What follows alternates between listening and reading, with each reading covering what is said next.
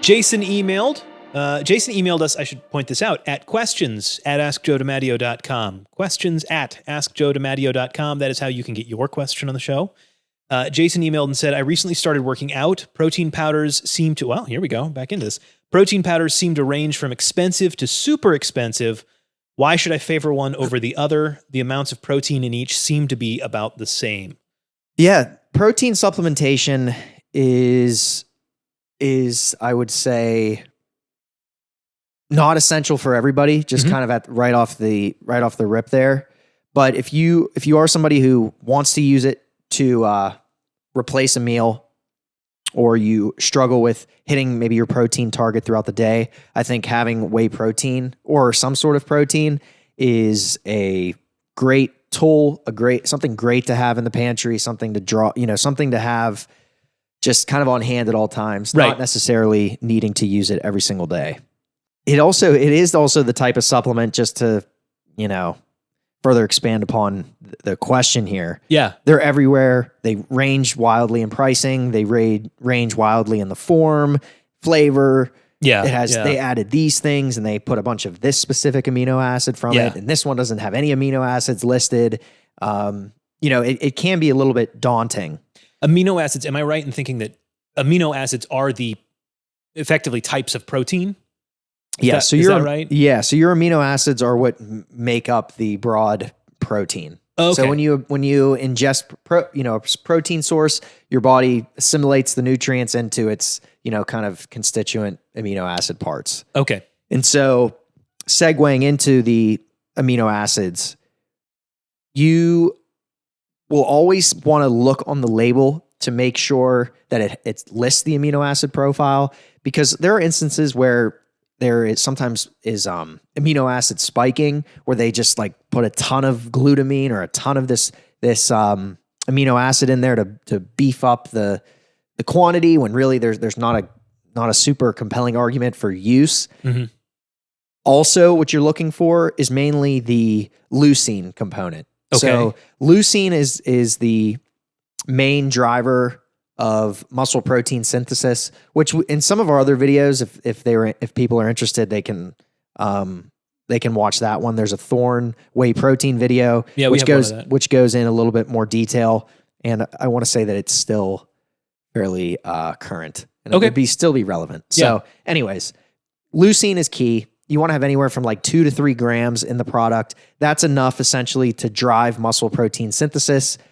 Why do you want to drive muscle protein synthesis? Well, whether you're a bodybuilder or not, putting on muscle mass, maintaining muscle mass is critical. And making sure that each meal contains enough protein and also enough of the leucine within that protein is to ensure that you have, a marked muscle protein synthesis event, enough times throughout the day, basically. Yeah. So again, to back up, we can talk a little bit about the specific source of the whey protein. Yeah. But again, on the label, does it have an amino acid profile? Number one, does it have enough leucine?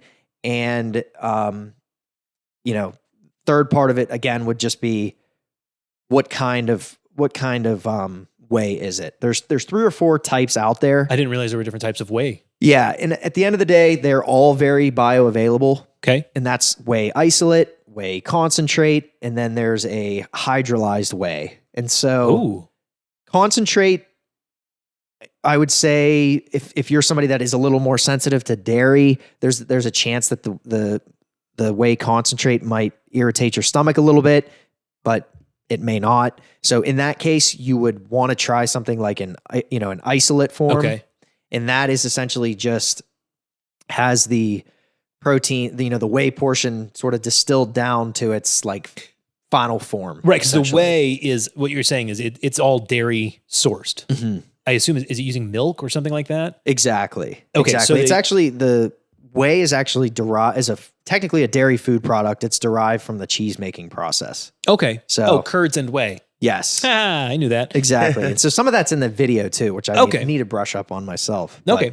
But so you're saying they're all, if it's a whey protein, it is sourced from milk, thus the whey, and the concentrate is the one that people tend, if they have issues with dairy, they're probably going to have more issues with the concentrate. Potentially. Is the concentrate cheaper? Is that I would say not necessarily. Oh, okay. Yeah, not necessarily. Whey protein shouldn't be that expensive. Right. I mean, like $40, $50, $60 at this point. I know that's a wide spread. I mean, any more than that, I question why. Yeah. Because again, with a whey protein supplement, what you want from it is the protein. That is the name of the supplement. Yeah. If you want to replace a meal, you're going to have to add some food components anyway. And so if it has some extra carbs or it has extra fat in it, I'm not sure that's worth the extra money or the actual, So an isolate is then the version of that they've really stripped it down to just the amino acids? So technically it's essentially just one step further in the filtration process. Okay. So it removes everything that isn't protein, and that includes the lactose component. And so there's still like a little bit of that lactose component left in a concentrate. So it's a little bit cleaner. Again, some people who have some lactose sensitivity, they still might be fine with a concentrate. I don't want to make a problem of something that may not be. Yeah. But I think in general, you might see a little better, tolerance if, in a hydrolyzed form or an isolate form. Because the hydrolyzed form, I believe, is even one step further from the isolate. Okay. Is there any downside to using a non-whey protein? There's egg protein, there's meat, there's like meat, beef protein sources out there, which are all, I would say, fine. But if you're deciding between any of those, the same principle applies. Just make sure you're looking at the amino acid breakdown. Okay. There are some plant sources of protein out there, like protein powders. Yeah. They may not have a ton of amino acids for whatever reason. Because they're not breaking down muscle. Yeah. No?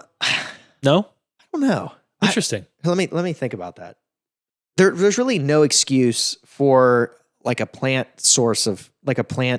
protein powder to not have enough leucine. Like it's pretty easy to conjure up, I believe, at this point. Yeah. From a manufacturing perspective, that you're still looking for that 2 to 3 grams. So whether you decide that, I tried the concentrate, I was intolerant, I tried the isolate, I hated it. Yeah. Well, you could still use a plant. You can still use a plant form and get the same benefit, really. Or if you want to try an egg protein, that's fine too, I guess. Just make sure it has the requisite leucine. Got it. And I know that's pretty specific. Yeah, we're getting niche here. We're pretty specific, but that is a niche question. Yeah, but yeah, I would say those are sort of the glaring points with a protein product. Not everybody needs one.